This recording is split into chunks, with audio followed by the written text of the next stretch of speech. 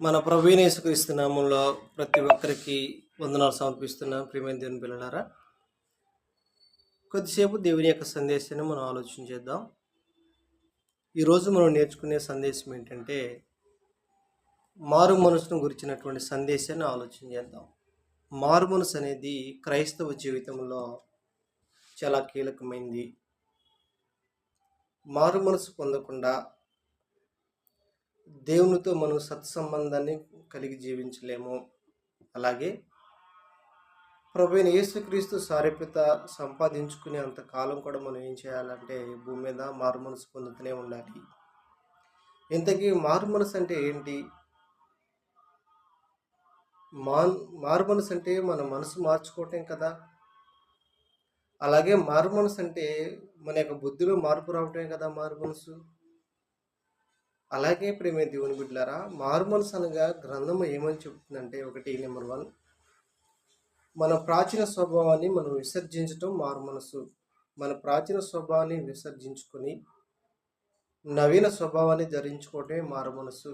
అంటే ప్రాచీన స్వభావాన్ని చంపుకోవటం అంటే, ఎప్పుడైతే నీకు దేవుని యొక్క సందేశం అర్థమైందో, క్రీస్తు యేసులోనికి నువ్వు బాప్తిసం పొందిన తర్వాత నీ ప్రాచీన స్వభావం పూర్తిగా చంపేయబడుతుంది.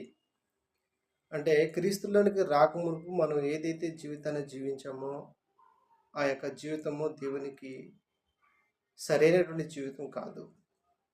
బాప్తిసం పొందిన తర్వాత నువ్వు క్రీస్తుని ధరించుకున్నావు కాబట్టి నువ్వు మరణించేంత కాలం కూడా నువ్వేం చేయాలంటే నూతన స్వభావాన్ని ధరించుకొని క్రీస్తు లాంటి యొక్క మనసు కలిగి భూమి మీద బ్రతకలసినటువంటి అవసరత ఎంతైనా మనకుంది.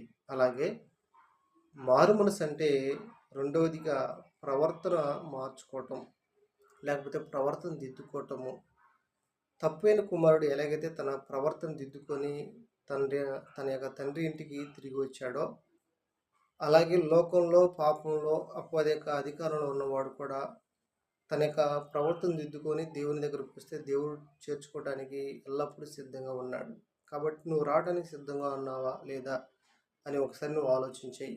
మూడవదిగా మారు మనసు అంటే చెడు క్రియలు మానుకోవటం అంటుంది గ్రంథం. చెడు క్రియలు మానుకోవటం అంటే రాహాబు అనే వేశ్య ఎలాగైతే దేవుని గురించి తెలుసుకుందో, అనేక మహత్కార్యాల గురించి ఎప్పుడైతే ఎరిగిందో, ఆ తల్లి ఎలాగైతే తన యొక్క జీవితాన్ని మార్చుకుందో, ఈనాడు నీవు కూడా పాపంలో ఉన్నవాడివి, లోకంలో ఉన్నవాడివి, రాహాబు వేసిలాగా నీ జీవితాన్ని మార్చుకుని వస్తే దేవుడు నిన్ను తన కుమార్తెగా చేర్చుకోవడానికి ఆయన సిద్ధంగా ఉన్నాడు.